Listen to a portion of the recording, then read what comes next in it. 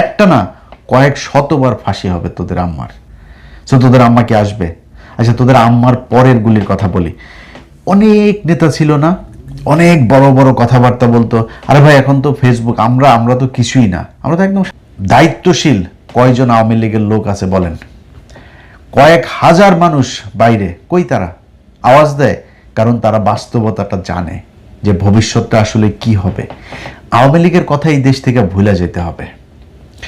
সব শেষ এই কারিনা কায়সারের ঘটনা নিয়ে ওরা যে ন্যারেটিভটা এখন দাঁড় করাইতে চাচ্ছে সেটা একটু বলি।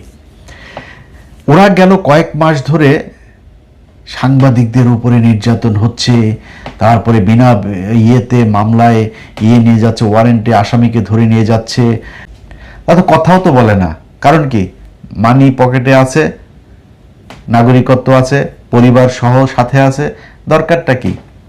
কুত্তার মতো ঘেউ ঘেউ করে কয়েকটা, সেগুলি হলো ছাগলের 3 নাম্বার বাচ্চা। এদের সামনে আবার ফের আওয়ামী লীগ কথার কথা মনে করেন যদি ক্ষমতায় আসেও, এদের তখনও পাত্তা থাকবে না। এগুলি হলে গিয়ে ঘেউ ঘেউ ঘেউ ঘেউ করে একটু। হ্যাঁ, পরিবারের একে না পেয়ে ওকে নিয়েছে, 1.5 মাসের বাচ্চা নিয়ে। এটা এই শুরু হয়েছে এই 24 থেকে, এই গেল কয়েকদিন ধরে ওরা কারিনার এই ঘটনাটা নিয়ে এসে তারপরে বলে যে এই 24-এর পর থেকে কয়েকটা উদাহরণ দিয়ে তারপরে বলে এই জন্য কারিনার মৃত্যুর পরে ওরা হেসেছে।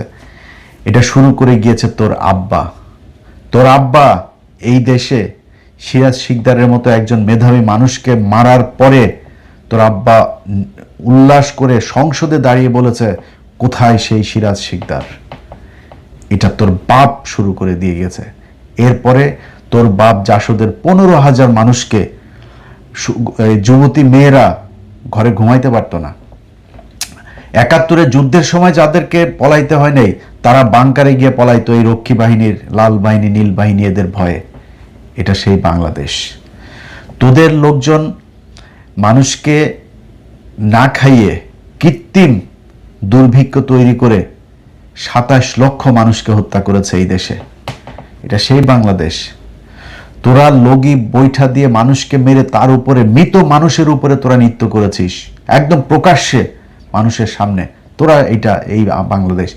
এই শেরাটনের সামনে ইন্টারকন্টিনেন্টাল এই বাসের ভেতরে গান পাউডার দিয়ে, সেই খালেদা জিয়ার 91 থেকে 96 সেই টার্মে, তখন সাধারণ মানুষ ছিলাম।